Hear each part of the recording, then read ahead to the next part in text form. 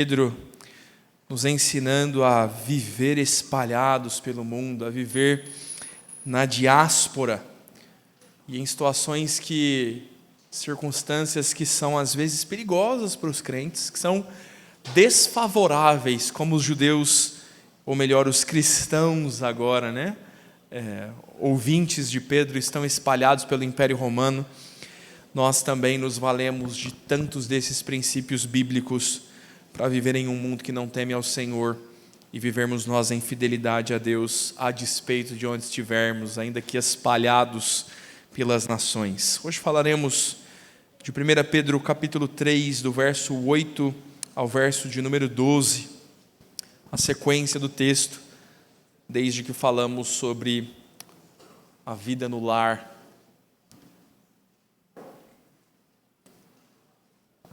1 Pedro capítulo 3, do verso 8 ao verso 12. Eu vou ler e peço que você acompanhe comigo a leitura.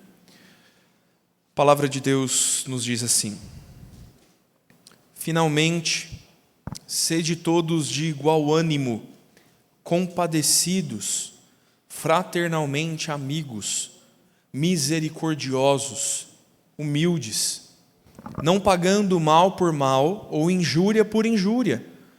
Antes, pelo contrário, bendizendo, pois para isto mesmo fostes chamados, a fim de receberdes bênçãos por herança.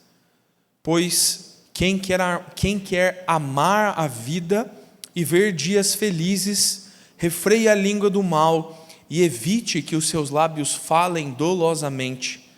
Aparta-te do mal. Pratique o que é bom, busque a paz e empenhe-se por alcançá-la, porque os olhos do Senhor repousam sobre os justos e os seus ouvidos estão abertos às suas súplicas. Mas o rosto do Senhor está contra aqueles que praticam males. Vamos orar mais uma vez. Deus, Senhor nosso, a Escritura é mais profunda do que podemos entender. Ela é mais complexa do que nós somos capazes. Ainda que em muitas situações ela seja clara como a água, para nós tantas vezes, Senhor, é difícil assimilar essas verdades à nossa vida prática. Oramos, Deus, porque dependemos do Senhor para entender a Escritura e vivê-la com fidelidade.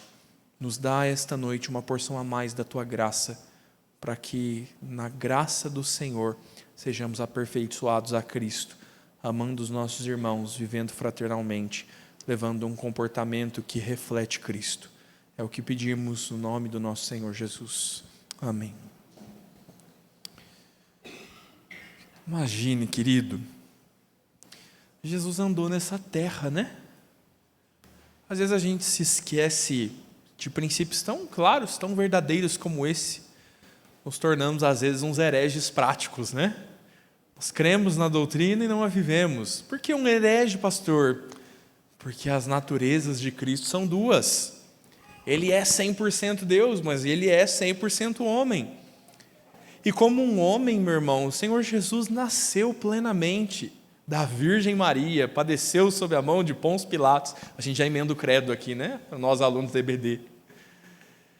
O Senhor Jesus nasceu num lar, cresceu numa casa, se assentou ao redor de uma mesa. Não sei se eles comiam churrasco, não. Mas a comida daquela região é boa, um tanto temperada. No mínimo, o cordeiro da Páscoa devia ser fantástico, né, meu irmão? Uma bela refeição. O Senhor Jesus se assentava na mesa e comia. O Senhor Jesus certamente se despedia num boa noite, acordava pela manhã. Eu não quero, irmão, pensar e imaginar como era a vida de Cristo. Eu quero relembrá-lo que Jesus viveu uma vida comum. Jesus sentava na mesa para o almoço. Ele não reclamava nem que o feijão estava frio, nem que o bife estava duro. Jesus não pecou em nenhuma coisa, em nada. A pergunta que eu gostaria de levar você a pensar a partir disso é: como será que era viver com Jesus? Como será que era? E Maria é mais do que feliz, é bem-aventurada como era para Maria ter Jesus como filho, como eram para os irmãos tê-lo como irmão, como deveria ser para Pedro, Tiago, João, os discípulos mais próximos, ter Jesus como mestre, como amigo, como companheiro. Imagine, meu irmão, como devia ser conviver com Jesus. Deixe-me fazer uma outra pergunta que contrasta ao que nós precisamos pensar nessa noite. Pensando sobre como era viver com Jesus, como é viver com você, meu irmão? Como você dorme, como você acorda, como você vive no lar, como você leva suas amizades, como você enfrenta problemas. É mais agradável viver com Cristo ou viver com você? Diz, pastor, perguntas óbvias. Mas, meu irmão, nós somos o reflexo de Cristo. O caráter de Cristo é expresso na vida dos que se chamam cristãos. E Pedro, expondo as necessidades dos irmãos espalhados por todo lugar, Pedro fala sobre a submissão em âmbitos diferentes, como todos deveriam estar submissos às autoridades, como os servos e trabalhadores deveriam estar submissos aos seus senhores, como as mulheres no lar e os maridos deveriam estar submissos, as mulheres aos seus maridos e os maridos a Deus. E Pedro agora vai concluir esta ideia com um finalmente. Ele começa o verso que nós lemos dizendo, finalmente, irmãos. Pedro vai concluir esta ideia de submissão, de sujeição, nos falando sobre uma forma geral como devem viver os crentes, sobre como um cristão se relaciona, como ele ama, como ele se compadece, como ele responde, como é o viver de um cristão, como é conviver em um ambiente onde Cristo é o padrão de vida. E os nossos lares podem ser tão bons quanto viver com Cristo. Espero, meu irmão, que os meus amigos possam dizer no velório, que é no velório que a turma fala essas coisas, né?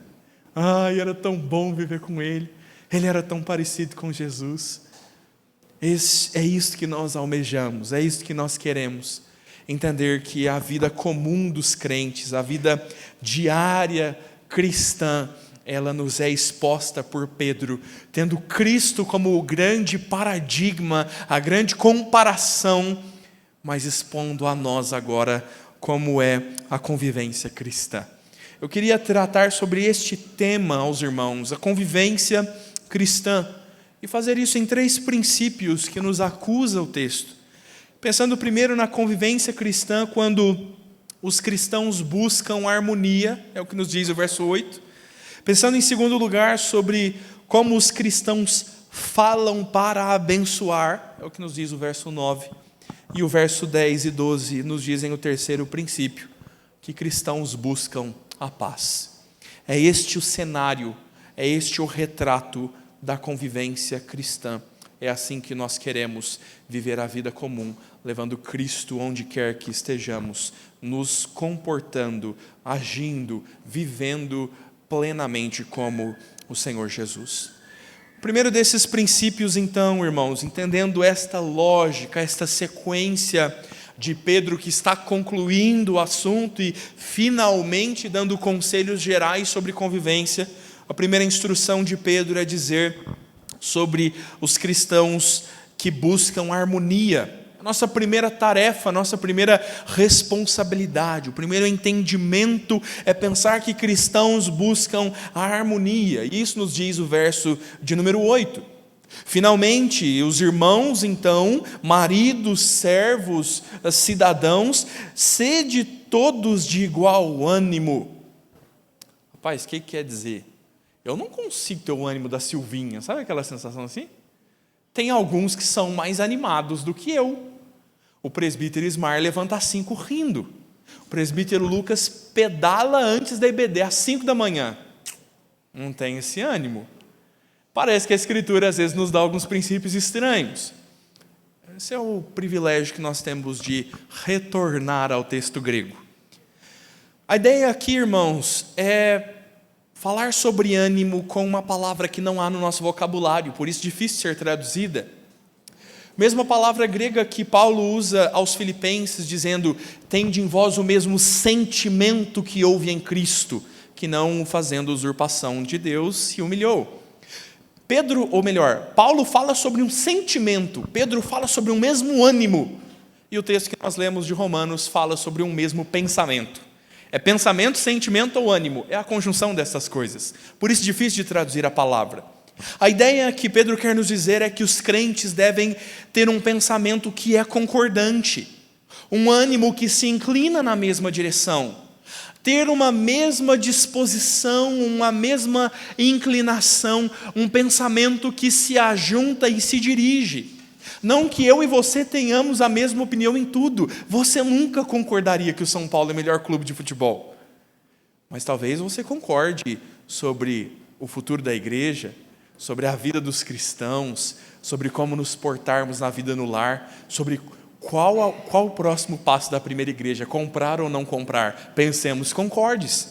Pedro quer que os irmãos entendam este igual ânimo, este pensamento profundo, este entendimento concordante. E então Pedro vai desencadear agora uma série de atributos dos cristãos que somam a essa ideia, que pensam nessa harmonia daqueles que estão sintonizados, daqueles que estão num mesmo compasso.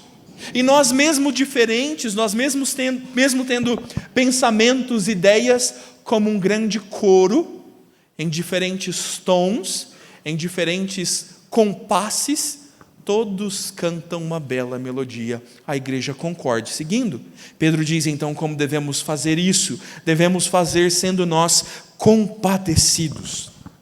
A ideia de sermos propriamente compassivos, aquela empatia a qual lemos no texto de Romanos, chorar com os que choram, nos assentarmos com os irmãos que padecem e podermos sentir a dor daqueles que sofrem. E nós nos alegrarmos também quando nasce uma criança nessa igreja, ou igreja para gostar de rir com os que riem. A ideia dos irmãos que estão andando numa mesma direção e eles partilham os seus próprios sentimentos, as suas próprias emoções, aqueles que são fraternalmente amigos. Mais uma vez aqui o termo grego nos deixando na mão, né? Não tem tradução no português. A ideia eles trazem duas palavras aqui para completar a ideia, porque nós nos chamamos irmãos. E aí, meu irmão, como é que vai, meu irmão? Tudo bem, meu irmão? Mas que irmão que é esse? Será que é filho de outra mãe? Por que nós nos tratamos assim? A fraternidade exposta no texto se refere a isso. É uma amizade, não há um vínculo de sangue, é um convívio, é um apego que nós temos, e um apego tendo Deus por nosso Pai Celestial, e esse apego se torna tão profundo, tão intrínseco na igreja, eu posso chorar com você como se você fosse da minha própria casa. Quando o Senhor Jesus está ensinando e alguém diz: Senhor, a sua mãe e os seus irmãos estão aí fora. E o Senhor Jesus diz: os meus irmãos são aqueles que ouvem a minha palavra e fazem a minha vontade. Jesus Cristo é então para nós o irmão mais velho. A igreja se aglutina numa grande família, num apego fraternal de alguém que eu posso dizer meu irmão. É um amigo mais chegado às vezes do que o irmão, como nos diz Provérbios. Mais do que a fraternidade, Pedro diz que esses irmãos devem ser misericordiosos. No contexto, no corpo da igreja, existe uma disposição, uma boa vontade de ofertar ao meu irmão a mesma misericórdia que eu recebi de Cristo, de estender a mão, de poder me compadecer não só nos meus sentimentos, mas tornar disso uma disposição prática para atender, socorrer e sustentar uns aos outros em misericórdia. Por fim, Pedro diz que nós devemos ser humildes, sermos pessoas que são marcadas de sentimentos brandos, pessoas que não estão cheias de si mesmas, pelo contrário, estamos esvaziados do nosso ego, tiramos a importância de cima da nossa própria cabeça e a colocamos em Deus, e agora podemos até mesmo negar a nossa própria vontade para socorrer um irmão.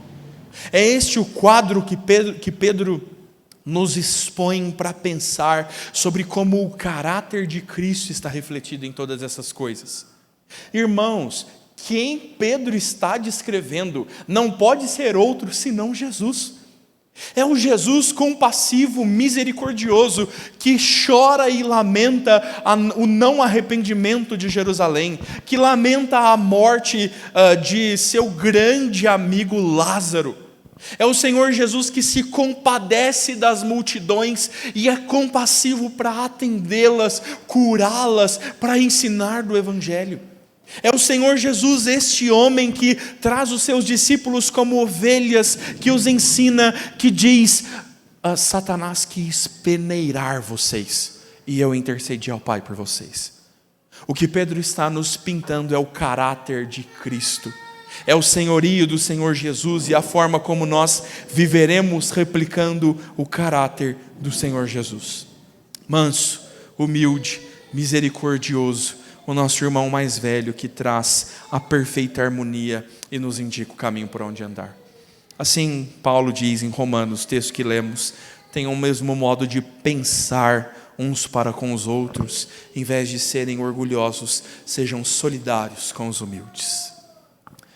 A igreja de Cristo não se sustentará sem isso. O seu matrimônio não se sustentará assim. O teu relacionamento com os teus filhos não se sustentarão assim.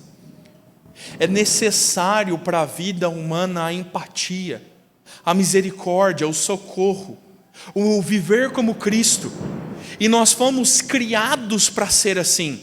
Em um mundo sem pecado, como Deus os fez, é este o cenário perfeito, e o pecado é a corrupção de todas as coisas. Quando olhamos para Cristo e Ele nos mostra um mundo sem pecado, uma vida redimida, nós podemos olhar de novo e imaginar não só a vida no Éden, imaginar a vida nos céus, e desde já o Senhor nos preparar e nos aperfeiçoar para viver dessa forma. Será, meu irmão, que não nos falta a compaixão própria de entender por que meu filho é angustiado? Por que esse menino é tão medroso? Por que a minha esposa está tão cansada? Sou eu que trabalho nessa casa, sou eu que ralo aqui, eu trabalho mais, eu sofro mais, o meu chefe é pior. Por que ela está assim? Talvez a pergunta não deveria ser a contrária e o investigar fraternalmente, amoroso, o entendimento, a disposição de pensar junto e chegar em comum acordo. Talvez não deveria ser essa a inclinação dos crentes. A Escritura nos diz que a mulher rixosa derruba a própria casa, ela destrói a casa com as suas próprias mãos. E lembre-se, minha irmã, o que é ser uma mulher rixosa? É uma mulher que causa rixas, uma mulher disposta a causar divisões. Essa torneira está gotejando, tem 6 meses, né? Mas não tem um homem nessa casa. Palavras que podem ser tão docemente ditas, e o seu marido precisa consertar a torneira, e você dizer: meu amor, seria tão bom se a gente economizasse um pouquinho mais de água, comprei a pecinha para você trocar, você não quer trocar de tarde? Eu vou fazer um cafezinho para você. O Senhor Jesus está voltando, misericórdia, amém. O Senhor Jesus está nos apontando um caminho, um meio, uma forma de viver, como nós ofereceremos o Evangelho. O mundo não entende a compaixão, o modo compassivo e misericordioso que existe afora das portas da igreja é sempre motivado por más razões, é motivado pelos ganhos próprios, é motivado por parecer bem aos olhos dos outros, é motivado por sentimentos de culpa. O cristão é motivado tão somente pelo seu Senhor Cristo. Este não é um sermão moralista, este não é um chamado para dizer faça isso, faça aquilo. Este é um chamado para se afeiçoar ao nosso Deus, a pessoa de Cristo, e buscar ser como Ele, um cristão que vive em harmonia. É você o agente da harmonia no seu lar. É você aquele que é chamado por Deus para pensar concordemente e redimir as discussões, redimir as confusões e convidar todos à redenção, de dizer: vamos pensar juntos, vamos nos dirigir na mesma direção. Só os cristãos podem viver em harmonia. O segundo princípio ensinado pela Escritura, e Pedro então dá sequência ao texto, dizendo que a vida dos cristãos é difícil. Talvez você esteja nessa experiência: pastor, eu estou tentando ser harmônico, eu estou tentando promover a paz lá em casa e fazer as coisas direito, mas eu simplesmente não consigo, porque todas as minhas boas ações são retalhadas por atos de maldade. Não depende de mim, os outros são maus. E Pedro então contempla essa perspectiva. Pedro fala sobre como às vezes as coisas não são como esperamos que sejam. E ele diz então, num segundo ensino, que os cristãos devem dizer e falar com palavras de bênção e não de mal. Os cristãos devem falar para abençoar. E assim no verso 9 ele nos diz: não pagando mal por mal, ou injúria por injúria, antes, pelo contrário, bendizendo, pois para isto mesmo fostes chamados, a fim de receberdes bênção por herança. A herança se aproxima, irmãos, vamos receber a herança eterna. Que seja o lembrete do dia que o Senhor virá como um relâmpago nos céus, tá bom? Até lá, irmãos, até que este dia venha, Pedro dá sequência ao texto. Olha como o verbo nos é traduzido: não pagando, fazendo, indo. A nossa tradução no português é fiel ao texto bíblico na continuidade desses cristãos que harmonicamente precisam fazer um pouco mais. E cristãos que estão sendo sempre acusados, sempre sendo malditos no sentido literal, dizem mal sobre os cristãos. Lemos textos bíblicos e expus textos bíblicos anteriormente em que Paulo diz sobre as falsas acusações dirigidas aos crentes. Como ser harmônico em um lugar onde só se levantam palavras más e duras contra mim? Pedro nos propõe mais uma vez ser como Cristo. Ele diz que nós não pagamos mal por mal, nem injúria por injúria, antes pelo contrário, bendizemos.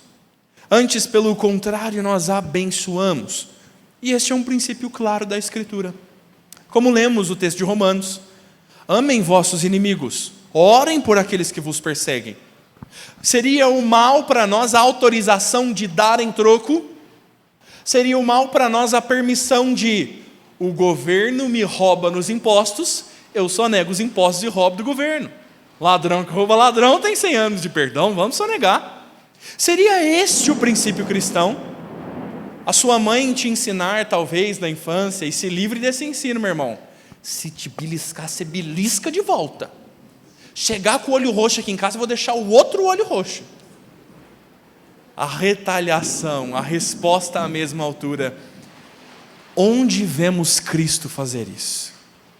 Onde nós olhamos para o Senhor Jesus e o Senhor Jesus paga o mal com o mal? Pedro então está nos apresentando esse princípio.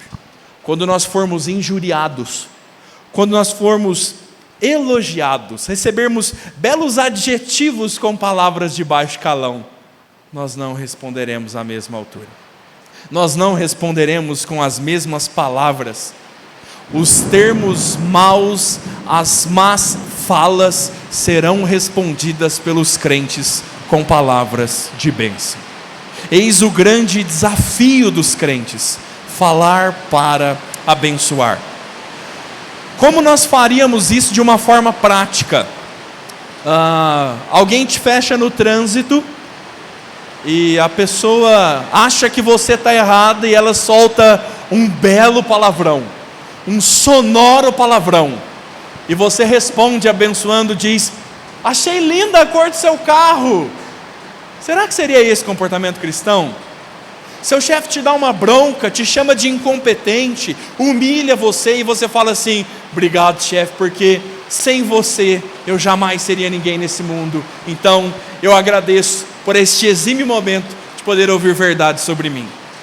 Parece que o cenário que Pedro apresenta é de crentes bobos, é de crentes que são simplesmente passivos em todas as coisas, que ouvem calados e nunca respondem, que recebem todas as injúrias e se calam. Irmãos, há uma razão para fazer isso. O texto que lemos em Romanos, e no último ponto deste sermão, Pedro nos diz: Deus retribuirá. Qual a razão para não pagar o mal com o mal e não querer retalhar o mal que me fazem? Pertence ao Senhor. Essa é a instância divina. Deus retribuirá os culpados. E quanto a mim, palavras de bênção. O meu grande trabalho é promulgar palavras de bênção. Os cristãos são chamados a viver uma vida construtiva. Você que está anotando o sermão, anote essas boas referências que compõem o ensino deste texto. Colossenses capítulo 4, verso 6, Paulo diz aos irmãos de Colossos, que a palavra dita por vocês seja sempre agradável, temperada com sal, para que saibam como devem responder a cada um. O desafio da vida cristã não é ser um bobo impassivo, mas é saber responder adequadamente a cada um. Olhe para Cristo. O Senhor Jesus, em determinados momentos, ele é confrontado pelos seus inimigos. Ele responde com outras perguntas. Há momentos em que o Senhor Jesus vem sendo perseguido e ludibriado, e a forma como ele vai reagir, isso é simplesmente não responder seus inimigos. O Senhor Jesus se retira do meio deles. Há momentos em que o Senhor Jesus precisa ser duro e repreensivo e chamar os seus inimigos de raças de víboras. Mas em todas as coisas, o Senhor Jesus ainda é o padrão para nós, porque as motivações de Cristo nunca são retalhar o mal por mal. Pastor, por que eu deveria fazer isso? Qual a razão para fazer isso? Bem, Pedro te diz. Ele diz ao fim do verso de número 9: para isto mesmo fostes chamados, a fim de receberdes bênçãos por herança. Meu irmão, você precisa se lembrar quem você é e para onde você vai. Você precisa às vezes de um trovão bem grande sobre a sua cabeça para te lembrar de Mateus 24 e dizer: tão repentino quanto esse trovão que acabou de cair aqui em Guarulhos, um dia o Senhor voltará no tempo em que nenhum de nós espera. Esse é o destino dos crentes. Este é o final preparado para nós. E sabe o que Pedro está nos dizendo? Haja como alguém que vá para o céu. Haja como alguém que foi redimido e vai viver com Cristo. Vocês foram destinados para a bênção. Desde já, falem como pessoas que vivem nas bênçãos de Deus. Quando amaldiçoados, respondam com palavras de bênçãos. O texto bíblico nos diz: não saia da vossa boca nenhuma palavra torpe, mas unicamente o que seja bom para edificação, conforme a necessidade, e assim transmita graça aos que ouvem. O grande desafio do cristão é comunicar a graça de Cristo. E às vezes a graça de Cristo virá até por meio de repreensões. Às vezes a ideia que nós temos de mal é: toda repreensão é ruim. Calma, estamos falando de Cristo. Cristo repreende. O Senhor Jesus tem momentos de virar as mesas e dizer: fora daqui, vocês são ladrões. O Senhor Jesus faz isso com santidade e assertividade. O Senhor Jesus se volta para Pedro, seu discípulo, e diz: arreda de mim, Satanás. O Senhor Jesus muitas vezes traz nas suas respostas palavras duras, mas o objetivo de Cristo nunca é pagar mal com mal, nunca é responder à mesma altura, e sim corrigir, demonstrar santidade, trazer Pedro à santidade. E nós vemos esse resultado na vida do apóstolo Pedro, esse que nos escreve agora esta carta. Pedro é testemunha ocular do modo como Cristo age, e agora ele está nos ensinando a viver como Cristo. Viver como Cristo, irmãos, é entender o texto já exposto da primeira carta, capítulo 2, verso 23, quando Pedro mesmo nos diz que Cristo, quando insultado, não revidava com insulto, quando maltratado não fazia ameaça, mas se entregava àquele que julga retamente. O cristão precisa responder com palavras de bênçãos, responder com palavras abundantes e proveitosas, e não dar mal com mal. Cada um dará o que tem, meu irmão. Uma história curiosa, de uma vez que nós estávamos nos despedindo de um amigo que ia morar em outra cidade, e aí nós ajuntamos a nossa turma, os nossos amigos, familiares, conhecidos, e fizemos aquela despedida. E num determinado momento eu vi um jovem se levantar, tomar a sua Bíblia, um jovem crente, falou: vamos fazer uma oração pelo rapaz que está indo embora, vamos pedir a bênção de Deus sobre a viagem, a nova vida, vamos ler um texto bíblico. E a um outro momento, um jovem também se levanta com um copo de bebida alcoólica e diz: não, rapaz, vamos dar aqui um copão para ele aqui, bebe até o gargalo, rapaz, vamos comemorar. E aquele jovem anterior, aquele jovem cristão, respondeu com duras e verdadeiras palavras, dizendo: é verdade, cada um dá o que tem. Isso é verdade, meu irmão. Os crentes estão destinados à bênção. Suas palavras precisam transmitir a bênção do Senhor. Falar ponderadamente, falar sabiamente, comunicar a graça àqueles que ouvem, e não sermos nós como os ímpios, que têm a sua boca como um sepulcro, e de nada sai, ou melhor, nada sai da sua boca que seja edificante, que seja proveitoso. Como é que vai a sua vida, meu irmão? Qual é o conteúdo dos seus comentários? Por que é que você fala no tom que você fala, da forma que você fala, no momento que você fala? É a sua intenção transmitir graça ou afrontar? É a sua intenção corrigir para que essa pessoa se arrependa e se acerte com Deus? Ou é retalhar e pagar o mal com o mal? O Senhor está nos chamando a olharmos diligentemente como temos vivido e podermos falar como pessoas que transmitem a bênção, porque estão destinadas para a bênção de Deus. Por fim, irmãos, no verso 10 ao verso de número 12, Pedro vai nos conduzir a um último ensino, nos dizendo que os cristãos são aqueles que buscam a paz. É assim que é a convivência cristã.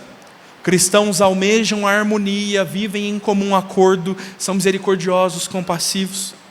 Cristãos são abençoadores, eles não vivem com palavras torpes na boca. Isso não é simplesmente não falar palavrão, mas sim ter na boca a palavra do Senhor, o testemunho de Cristo, e edificar aos outros quando nos dispomos a falar. Por fim, os cristãos, como um resultado disso, eles são aqueles que buscam a paz, aqueles que se empenham por alcançá-la. E Pedro aqui traz, por citação, o salmo que nós lemos no início do culto, o salmo de número 34. O apóstolo Pedro traz à memória dos seus ouvintes a experiência de Davi, quando ele diz no verso 10 ao verso 12: pois quem quer amar a vida e ver dias felizes, refreie a sua língua do mal, evite que seus lábios falem dolosamente. Aparte-se do mal, pratique o que é bom, busque a paz e empenhe-se por alcançá-la, porque os olhos do Senhor repousam sobre os justos, seus ouvidos estão abertos às súplicas, mas o rosto do Senhor está contra aqueles que praticam males. Como se Pedro, sendo um bom conhecedor do Antigo Testamento, trouxesse à tona agora um ensino muito mais antigo do que o seu, e um ensino que reforça e comprova como o cristão deve viver, nos mostrando que este é um ensino atemporal, esta é a moral de Deus, e Pedro vai confirmar as suas palavras e acrescentar alguns poucos princípios a mais, nos dizendo que os crentes devem procurar a paz. Quando Davi escreve esse salmo, irmãos, Davi está sendo perseguido. Lembra da história de Davi? Saul está perseguindo Davi. Davi é um homem que está disposto à paz. Davi não é um provocador, não é um homem maldoso, não é alguém que gerou intrigas e contendas com Saul. mas Saul quer literalmente a caveira de Davi sobre a sua mesa. Saul quer matar Davi. E eis então a perseguição, a lida que se estende por um vasto tempo. E Davi escreve este texto quando ele é reconhecido pelos homens de Abimeleque fugindo de Saul. Alguém olha e diz: olha, esse aí não é aquele rapaz? Tomam Davi pelas roupas, pelos braços, levam Davi à presença do rei, e Davi tem uma brilhante ideia. Davi se finge de louco. Davi baba pela barba e pelas roupas, ele arranha as portas e as paredes. Davi entra em desespero. Davi se finge como alguém sem razão, para que de alguma forma descartassem ele e não entregassem Davi nas mãos de Saul. E a estratégia de Davi até que funciona. Então, quando alguém te dizer, passa no RH segunda-feira, você começa lá, meu irmão. Momento de desespero, né? Jovem, sua mãe fala, quando a gente chegar em casa, a gente vai ter uma conversa. Você começa a ficar malucado no carro, né? Sua mãe vai te levar para o hospital, meu jovem. Você vai tomar uma injeção na veia lá, um soro, porque você não tem nada. E você vai tomar uma bronca dobrada em casa, né? Essa é uma narrativa, não é uma norma, não é uma regra para como os crentes devem viver. Davi é livrado pela soberania de Deus, a despeito da sua tática, isso funciona. E Davi escreve o salmo que nós lemos lá no começo. Davi escreve um salmo dizendo: bom é o Senhor, misericordioso é o Senhor, a minha alma estava angustiada e o Senhor me livrou. Olha, se não faz sentido o salmo. Davi estava à beira da morte, tendo o rei da nação o perseguindo. Qual a chance de sobreviver? E Deus misericordiosamente dá graça a Davi para que ele sobreviva, para que ele persista, para que ele continue. E às vezes nós lemos alguns salmos e tem textos, tem versículos nos salmos que nós dizemos assim: podia tirar essa parte, né? O final do Salmo 34 diz: e Deus retribuirá a maldade dos ímpios, e Deus os condenará. Você fala, não está tão bonito, o salmo estragou, né? É o senso de justiça do salmista que está sendo perseguido injustamente. Davi está como Cristo, e Cristo é o exemplo máximo e não Davi, entregando-se àquele que julga todas as coisas. Davi está confiando no Senhor, o seu Deus, e curiosamente o Senhor, o seu Deus, entrega Saul às suas mãos. Imagine a cena. Saul entra numa caverna para aliviar o ventre, vai fazer as suas necessidades. E curiosamente, vai ver que é Deus, né? Ele entra exatamente na caverna que estava escondido Davi, o homem a quem ele perseguia. Saul está no momento mais vulnerável, literalmente despido de suas roupas. Era o momento em que Davi poderia matá-lo. E Davi decide não pagar o mal com mal, mas entregar-se àquele que julga retamente. Davi corta um pedaço da capa, da orla da veste de Saul e guarda consigo, para que no momento oportuno Davi pudesse mostrar para Saul e dizer: está vendo? Eu tive a chance de pagar mal com mal e não fiz.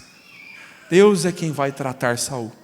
Deus é quem vai tratar os perseguidores dos cristãos que ouvem Paulo e estão sendo dilacerados. É Deus quem vai tratar os inimigos da cruz de Cristo. É Deus quem vai tratá-los na sua vida, meu irmão. É Deus quem vai lidar com os seus perseguidores. É Deus que vai dar juízo na moça do carro bonito lá, que eu falei: bonito seu carro, hein? E te xingou de palavrão. Essa pessoa vai prestar contas ao Senhor, e não cabe a você descer da alta santidade que o Senhor chama os crentes a viverem, ao padrão de Cristo, para nós pagarmos mal com mal. Portanto, o salmista agora é muito próprio no que nos instrui, dizendo que quem ama a vida e quer ver dias felizes, refreia a sua língua de falar o mal e os seus lábios de falar palavras culposas, dolosas, palavras que trazem em si mesmo a culpa e a responsabilidade de falar mal. A ordem aos crentes é: busque a paz e empenhe-se por alcançá-la.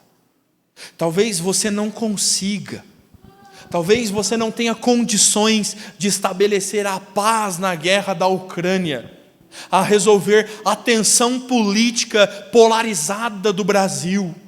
a pôr em conciliação um casal de amigos seus que estão em uma crise, em uma briga, mas a tua responsabilidade é empenhar-se por alcançar a paz, crendo que o resultado virá do Senhor.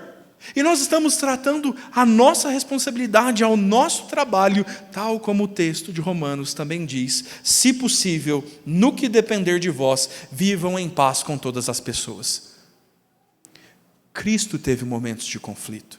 Você vai ter momentos de conflito, mas não seja você o causador deles. Não seja você o homem e a mulher que procura rixas, que fala com palavras duras, que não tem o mesmo pensamento, não quer pensar concordemente e é estúpido. Não seja você a pessoa que não vai ser fraterno, que não vai ser compassivo. Não seja você aquele que traz o caos e a desordem. Seja você o agente de Cristo que promove a paz. Lembre-se do profeta Isaías nos dizendo do maravilhoso conselheiro, do Deus forte, do Deus da eternidade, do príncipe da paz. Irmãos, o trabalho dos cristãos, a convivência dos cristãos é um ambiente onde nós promovemos a Cristo, onde nós almejamos a paz. Ainda que passemos por conflitos, ainda que hajam repreensões e momentos duros, o alvo e o objetivo que nós queremos é a paz. É aí que nós esperamos concluir, é aí que nós esperamos alcançar. Mas pastor, se eu não responder, se eu não brigar, se eu não falar com a mesma dureza, se eu buscar a paz e não quiser a guerra e o conflito, que será de mim? Bem, os olhos do Senhor repousam sobre os justos, os ouvidos do Senhor estão abertos às suas súplicas, mas o rosto do Senhor será contra aqueles que praticam males. A aplicação clara e direta é: para de confiar em você. A gente pensa que respondendo duramente, que brigando e esperneando nós resolvemos os nossos problemas. Pare de confiar em você mesmo. O chamado é para esperar no Senhor, depender de Deus e Deus conduzir e resolver os conflitos que nós não podemos.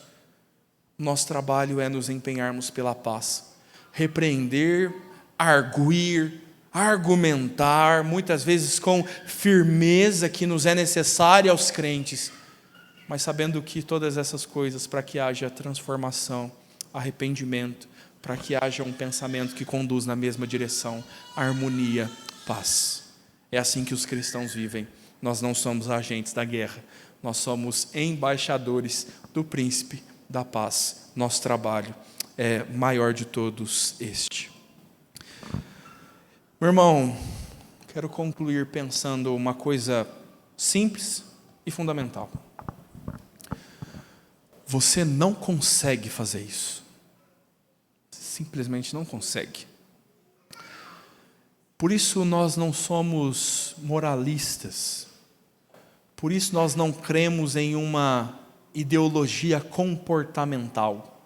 Siga esse pacote de regras, tome essas decisões, faça isso, faça aquilo, sua vida será um sucesso. Podemos mudar o sermão, né? 3 passos para a paz e harmonia. Olha que benção, podia virar um coaching, né? Apagar as luzes, sentar no banquinho e gravar para o Instagram. 3 passos para a paz e harmonia. Mas você simplesmente não consegue.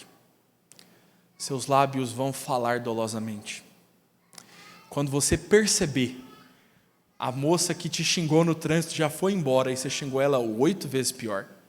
Às vezes a gente até conhece uns palavrões novos, né? Quando nós percebemos a oportunidade de ser compassivo passou, e a gente já está há algum tempo sem falar com a esposa, a gente já está há algum tempo afastado dos amigos, porque nós não estávamos dispostos a pensar concordemente, queríamos fazer a nossa vontade e não nos demos ao amor fraternal. Você vai falhar, meu irmão, e por isso essa é uma igreja cristã. E por isso essa é a palavra de Deus e não um livro de autoajuda. Porque nós dependemos de um Deus todo-poderoso. Porque a única coisa que pode transformar os nossos corações embrutecidos e brigões é Cristo. O único que pode nos ensinar a calar as nossas bocas, a não falar mal, é o Senhor Jesus.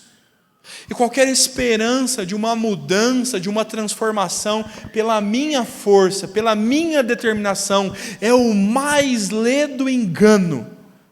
Você vai estar aqui semana que vem, magoado, triste, pensando o que eu vou ouvir na igreja nesse domingo, que eu não vou conseguir fazer essa semana.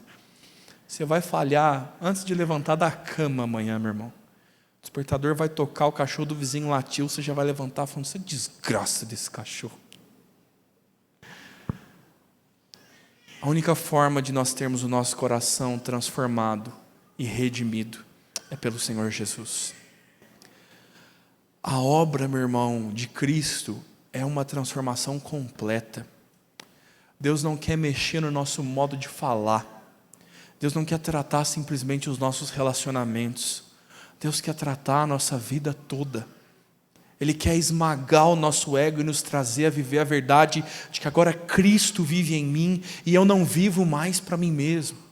E como Cristo vive em mim, o resultado claro disso é eu expor Cristo na minha fala, no meu comportamento, na minha vida. É Cristo tratar o meu coração intimamente, lidar com os meus pecados e Ele fazer o que eu não sou suficiente de fazer por mim mesmo. E o resultado disso ser um dia no meu velório, alguém dizer, rapaz, ele falava como Cristo. Ele era manso, humilde. Ele era alguém que sempre trazia uma palavra de bênção. Era alguém que promovia a harmonia, que promovia a paz. Somente em Cristo isso é possível, meu irmão. Não pense você que será capaz de fazer sozinho. Tá bom, pastor, mas como eu faço isso? Esse é um convite à humilhação. Esse é um convite à dependência. A maior tarefa de um cristão é humilhar-se sob a poderosa mão do Senhor. É abrir mão das suas pautas, das suas brigas.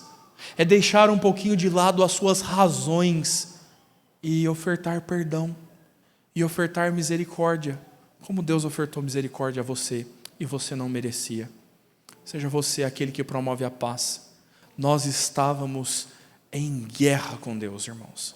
Nós merecíamos a condenação. Nós éramos inimigos da cruz de Cristo pelos nossos pecados. E então, a boa nova é dizer, por meio de Cristo, temos paz com Deus. É tão somente Cristo que irá redimir. Busque o Senhor. Ore ao Senhor. Ouça crentes maduros ao seu redor, te dizendo como você precisa falar e agir como Cristo. Busque no íntimo do teu coração a redenção que só o Espírito Santo pode tratar e moldar nos nossos corações. Que Deus nos dê graça para cumprirmos esta tarefa, que o Espírito Santo do Senhor nos capacite a fazê-la. Irmãos, quero convidar o conjunto a se colocar à frente, também os nossos irmãos presbíteros, para o momento em que nós tomaremos da ceia do Senhor. Enquanto eles vêm, peço que você abra a sua Bíblia, a primeira carta de Paulo aos Coríntios, 1 Coríntios capítulo 11.